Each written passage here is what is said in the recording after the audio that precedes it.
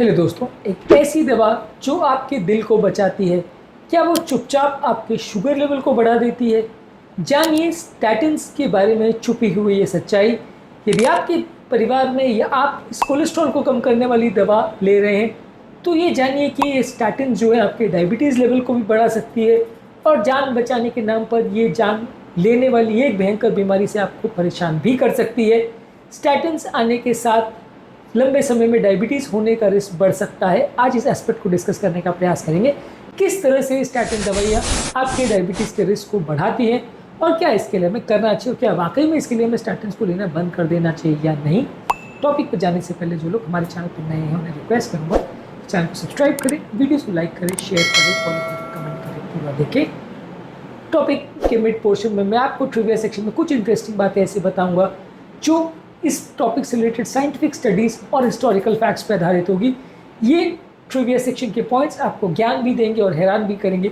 और यदि आप टॉपिक के एंड तक मेरे साथ बने रहते हैं, जो कि मैं आप जैसे हेल्थ से एक्सपेक्ट करूँगा, तो आपको मिलेंगे बोनस में कुछ ऐसे प्रैक्टिकल टिप्स जो इससे टॉपिक से मिली इन्फॉर्मेशन को प्रैक्टिकल लाइफ में यूटिलाइज करने में आपकी मदद करेंगे। चलिए शुरू करते हैं मेरे साथ की हेल्थ का सफर। स्टैटिन्स डायबिटीज़ को कैसे बिगाड़ते हैं? स्टैटिन्स बॉडी में इंसुलिन रेजिस्टेंस कर देते हैं। इंसुलिन बेसिकली वो हार्मोन है जो शुगर को कंट्रोल करने के लिए उपयोग में आता है। जब बॉडी में स्टैटिन आता है तो ये इंसुलिन को बराबर काम नहीं करने देता है। इंसुलिन रेजिस्टेंस से मतलब ये है कि इंसुलिन या कोई भी हार्मोन काम करने के लिए उसका तरीका ये होता है कि वो किसी रिसेप्टर से जहाँ पे उसको काम करना है वहाँ पे जाके बाइंड हो जाता है। वहाँ पे रिसेप्टर पे जब वो अटैच होता है तो रिसेप्टर का एक अलग तरह का रिस्पॉन्स आता है, जिसकी वजह से रिसेप्टर में जो गेट लगाया होता है वो खुलता है और जो ग्लूकोज को बॉडी के या सेल के अंदर जाना होता है वो काम होता है। रिसेप्टर बेसिकली गेटकीपर का काम करता है, जो कि स्टैटिन्स आने पर सिग्नल लेकर काम करता है। जब बॉडी में स्टैटिन्स यानी कोलेस्ट्रॉल कम करने वाली सबसे कॉमन दवा रोजुवास्टैटिन, अटोरवास्टैटिन की दवा आती है, तो ये रिसेप्टर को कुछ हद तक लेस रिस्पॉन्सिव बना देती है, जिसकी वजह से इंसुलिन के प्रति वो रिसेप्टर उतना अच्छे से काम नहीं कर पाता जैसा उसे करना चाहिए। स्टैटिन लेने से लोगों का ओवरऑल विसरल फैट यानी ऑर्गन्स के अंदर होने वाला फैट भी कुछ हद तक बढ़ सकता है, जो कि आपकी इंसुलिन सेंसिटिविटी को कम कर सकता है। इसका मतलब यह है कि आपका पैनक्रियास जितना इंसुलिन बना रहा है वो शरीर के लिए काम नहीं कर पाएगा या कम काम कर पाएगा। इसके लिए बॉडी को और ज़्यादा इंसुलिन बनाना पड़ेगा, जिससे डायबिटीज़ होने का रिस्क बढ़ जाता है। इसके अलावा स्टैटिन्स आपके पैनक्रियाटिक बीटा सेल्स को काम करने भी नहीं देते या आपके पैनक्रियाटिक बीटा सेल्स के सिग्नलिंग सिस्टम के साथ इंटरफेयर करते हैं, जिसकी वजह से पैनक्रियास उतना अच्छे से इंसुलिन नहीं बना पाता है जितना कि उसको बनाना चाहिए, जिसकी वजह से बॉडी में इंसुलिन का रेजिस्टेंस क्रिएट हो जाता है। इसके अलावा स्टैटिन जो है GLUT4 रिसेप्टर, जो कि इंसुलिन डिपेंडेंट मसल में रिसेप्टर होता है, वो प्रॉपर काम करने नहीं देता है। GLUT4 रिसेप्टर का फंक्शन को कॉम्प्रोमाइज़ करते हैं स्टैटिन्स, जिसकी वजह से ब्लड शुगर लेवल्स एलिवेटेड रहते हैं और सेल्स के अंदर जो इस रिसेप्टर को काम करना चाहिए वो उतने अच्छे से काम नहीं कर पाता है। इसके अलावा स्टैटिन्स आपके जीन्स के एक्सप्रेशन और माइटोकॉन्ड्रिया के फंक्शन को भी कॉम्प्रोमाइज़ करते हैं, खासकर लिवर में और मसल सेल्स में, जिसकी वजह से सेल्स ग्लूकोज को उतने अच्छे से तरह से बर्न नहीं कर पाते हैं, फैट ज़्यादा स्टोर करते हैं और एनर्जी मेटाबॉलिज्म को जैसे हैंडल करना चाहिए वो नहीं कर पाते हैं। ये सभी कारणों से थोड़ा बहुत ग्लूकोज लेवल में वृद्धि और HbA1c लेवल्स में थोड़ी बहुत वृद्धि देखी जा सकती है। टॉपिक में इस एस्पेक्ट को आगे फर्दर डिस्कस करेंगे, लेकिन वहाँ तक जाने से पहले जैसा कि मैंने बोला था, ट्रिविया सेक्शन में इस टॉपिक संबंधित कुछ इंटरेस्टिंग फैक्ट्स आपको बताऊंगा जो कि आपको ज्ञान भी देंगे और हैरान भी करेंगे। तो आइए हमारे ट्रिविया सेक्शन में। जुपिटर ट्रायल ने 2008 में जो स्टडी की थी, जहाँ पे स्टैटिन्स का असेसमेंट किया गया था मीडियम रिस्क पेशेंट्स में, वहाँ पे पाया गया था कि इस तरह के लोगों में देखा गया था कि 27% तक टाइप 2 डायबिटीज़ के होने का रिस्क बढ़ा था। हालांकि इस तरह के लोगों में हार्ट अटैक के होने का रिस्क सिग्निफिकेंटली कम भी हुआ था, लेकिन ये डायबिटीज़ की होने की वृद्धि चिंताजनक थी। बेसिकली इंसुलिन रेजिस्टेंस जो है वो कंपैरेटिवली बढ़ता है और टाइप 2 डायबिटीज़ इंसुलिन रेजिस्टेंस होने की वजह से ही होता है। तो जब हम स्टैटिन देते हैं तो ये प्रॉब्लम बढ़ती है। वैज्ञानिक रिसर्च ने ये भी शो किया है कि स्टैटिन्स पैनक्रियाटिक बीटा सेल्स को बराबर काम करने नहीं देता, जिसकी वजह से उतना अच्छी तरह से इंसुलिन का निर्माण या उत्पादन नहीं हो पाता, जिसकी वजह से भी डायबिटीज़ होने का रिस्क बढ़ता है। एक और मेटा एनालिसिस या विश्लेषण में पाया गया कि महिलाओं और बुजुर्गों में कंपैरेटिवली स्टैटिन से होने वाली डायबिटीज़ का रिस्क कंपैरेटिवली ज़्यादा होता है। इसके अलावा ये भी देखा गया कि जितना ज़्यादा डोज स्टैटिन का दिया जाएगा उतना ज़्यादा डायबिटीज़ होने का रिस्क ज़्यादा देखने को मिलेगा। यानी कि अगर आप 80 mg का फुल डोज अटोरवास्टैटिन को ले रहे हो तो आपको रिस्क उतना ज़्यादा होगा, यानी जितना ज़्यादा डोज लोगे उतना डोज डिपेंडेंट इफेक्ट होगा डायबिटीज़ के होने का। स्टैटिन्स बॉडी में कोएंजाइम Q10 जो कि माइटोकॉन्ड्रियल एक एंजाइम है उसके लेवल्स को भी कम करते हैं, जिसकी वजह से आपकी मेटाबॉलिक हेल्थ कॉम्प्रोमाइज़ हो सकती है। जापानी स्टडी ने प्रावास्टैटिन और सिम्वास्टैटिन को कंपेयर किया था। इसमें पाया था कि प्रावास्टैटिन का डायबिटीज़ में कंपैरेटिवली कम असर होता है और सिम्वास्टैटिन का कंपैरेटिवली डायबिटीज़ में ज़्यादा असर होता है, यानी हर तरह की स्टैटिन का सेम असर नहीं होता, किसी स्टैटिन का कम किसी का ज़्यादा ऐसा हो सकता है।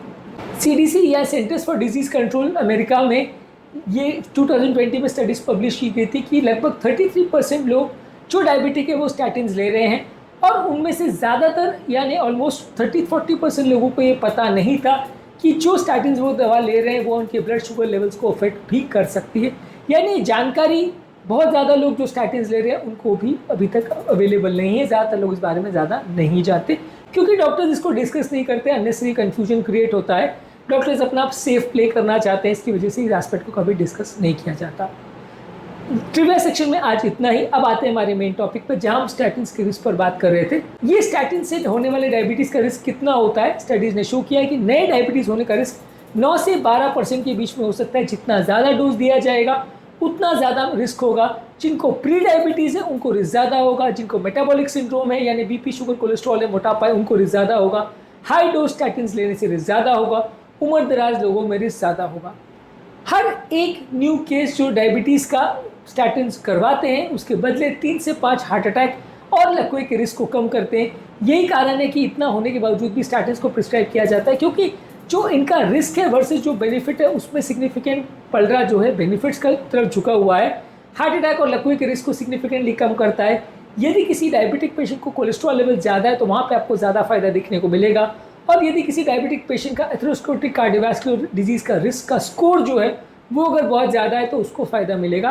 तो बेसिकली हार्ट प्रोटेक्शन जो ये करता है वो फ़ायदा जो है वो उसके रिस्क को आउटवे करता है। यही कारण है कि ज़्यादातर लोगों को स्टैटिन दिया जाता है। किस लोग की ज़्यादा मॉनिटरिंग करनी चाहिए? अगर किसी व्यक्ति को प्री डायबिटीज़ है, फैमिली हिस्ट्री डायबिटीज़ की, या जो व्यक्ति हाई डोज स्टैटिन ले रहा है उसकी ज़्यादा मॉनिटरिंग करने की आवश्यकता है। इस तरह के लोग की लाइफस्टाइल काउंसलिंग करनी पड़ेगी। यदि ज़रूरत हो तो प्रावास्टैटिन पर स्विच कर सकते हैं जिसमें कंपैरेटिवली सबसे कम रिस्क होता है, और इस तरह के लोग की आप रेगुलर डायबिटीज़ के लिए मॉनिटरिंग करते रहेंगे तो आपको फ़ायदा मिलेगा और स्टैटिन द्वारा डायबिटीज़ के बढ़ने के रिस्क कंपैरेटिवली कम हो जाएंगे। अब बात करते हैं क्या ये रिस्क या ग्लूकोज लेवल रिवर्सिबल है या ये डैमेज परमानेंट होता है। यदि आप स्टैटिन्स को कम कर देते तो ग्लूकोज लेवल्स नॉर्मलाइज हो जाता है ज़्यादातर लोगों में, लेकिन कंपैरेटिवली फिर से हार्ट अटैक और लकवे का रिस्क वापस से बढ़ जाएगा। तो ये आपको देख के ही डिसाइड करना पड़ता है कि आपको ग्लूकोज लेवल के लिए हिसाब से स्टैटिन को बंद करना है या कार्डियोवैस्कुलर रिस्क डिजीज़ को कम करने के हिसाब से स्टैटिन को चालू रखना। ये रिस्क बेनिफिट का एनालिसिस करके आपको डिसाइड करना पड़ता है। तो बेसिकली ये माना जाता है कि स्टैटिन इंसुलिन सेंसिटिविटी को और सिक्रीशन को अफेक्ट करता है। ये रिस्क सही है, रियल है, लेकिन क्योंकि बेनिफिट स्टैटिन से बहुत ज़्यादा होता है इसलिए ये रिस्क के अपेक्षा जो बेनिफिट है वो ज़्यादा है। इसलिए स्टैटिन को देना, खासकर जहाँ पे कोलेस्ट्रॉल लेवल बहुत ज़्यादा है और हार्ट अटैक का रिस्क ज़्यादा है, वहाँ ज़रूरी है। अब हम आ चुके हैं टॉपिक के एंड पे, और जैसा कि मैंने कहा था कुछ प्रैक्टिकल यूटिलिटी के पॉइंट्स बताऊंगा। यदि आप स्टैटिन्स ले रहे हैं तो रेगुलरली अपने ब्लड शुगर लेवल्स को चेक करते रहिए, क्योंकि डायबिटीज़ होने का रिस्क ज़्यादा होगा। यदि आप डायबिटीज़ का रिस्क पर हैं तो रेगुलर डाइट, एक्सरसाइज और वजन कंट्रोल पर फोकस करें, क्योंकि ये सारी चीज़ें मिल के साथ में डायबिटीज़ का रिस्क को बढ़ाती हैं। अपने डॉक्टर से ज़रूर पूछिए कि क्या इसके बदले कोई और दवा चल सकती है, क्या इसके कोई और ऑल्टरनेटिव्स हैं, और क्या इसको लेने से फ़ायदा या नुकसान में क्या फ़ायदा है, क्या नुकसान है। ये सारी चीज़ें अपने डॉक्टर के साथ ज़रूर डिस्कस करिए। यदि इसके कोई ऑल्टरनेटिव अवेलेबल है जैसे फिनोफिब्रिट्स, नायसिन, PCSK9 इनहिबिटर्स है, एज़ेटिविब, तो उनकी सलाह आप ले सकते हैं यदि आपको बॉर्डरलाइन डायबिटीज़ है कि उनसे लेने में फ़ायदा या नुकसान कितना है।